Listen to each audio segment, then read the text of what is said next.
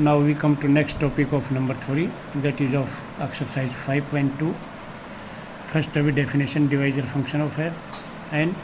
If n is a positive integer, then divisor function of n is denoted by dn or tau n, and is given by dn is equal to sigma d divided n of 1 is equal to number of divisors of n. Gamma function of n. Next definition है, if n is a positive integer, then gamma function of n is denoted by sigma n, and is given by sigma n is equal to sigma d divided n, and is equal to sum of divisors of n. Third है, some important results of dn and sigma n. पहला है भी, if n is equal to p1 raised to power k1 into dot dot pr raised to power kr, where ki greater than equal to 1 and pi's are primes, then पहला result है dn is equal to, dn means number of divisors of n, is equal to k1 plus 1 into k2 plus 1 dot dot into kr plus 1.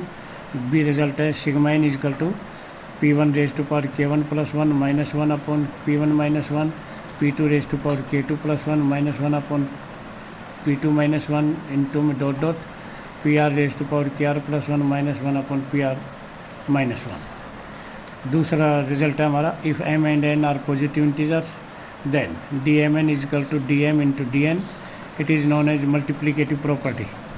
Sigma mn is equal to sigma m into sigma n, where gcd of mn is equal to 1. Third result है भी, if n greater than 1 is a perfect square, then dn is odd, and conversely means if dn is odd then n is a perfect square.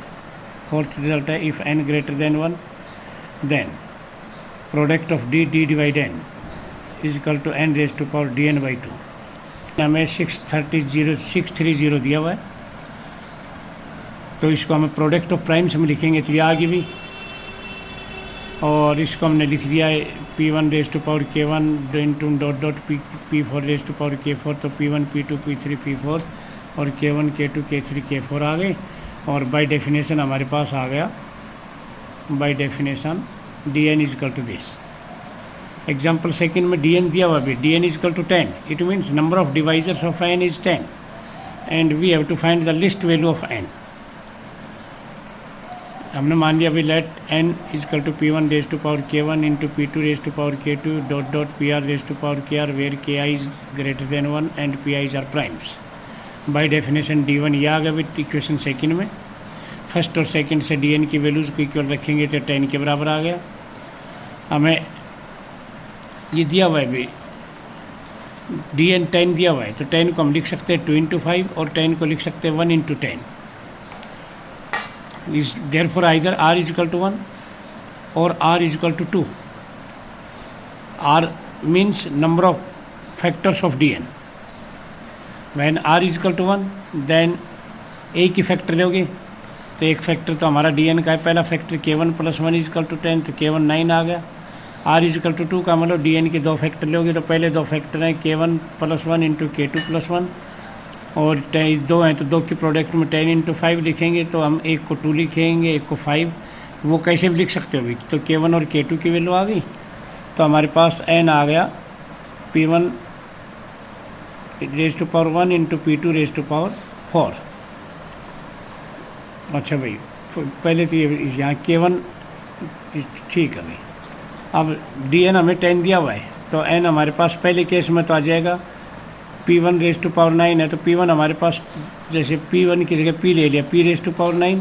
दूसरे case में हम लेंगे तो हमारे पास p into p raise to power 1 into q raise to power 4 आएगा, where p and q are distinct primes. अब ये p और q लिस्ट प्राइम लेने हैं, तो लिस्ट प्राइम हमारे 2 और 3 होते हैं. एक ही लेना है तो लिस्ट 2 होता है, 2 लेने हैं तो एक को 2 लोगे तो दूसरे को 3, और पहले को 3 लेते हो तो दूसरे को 2. तो इस तरह से हमारे पास जो n की वैल्यूज़ हैं, स्टार से जो हमारे पास n लिखा हुआ है स्टार में, n की वैल्यूज़ आ गई 5, 12, 162, तो इनमें लिस्ट 48 है. तो ये हमारा एग्जाम्पल है भाई, तो बाकी नेक्स्ट टाइम कराएंगे. ओके.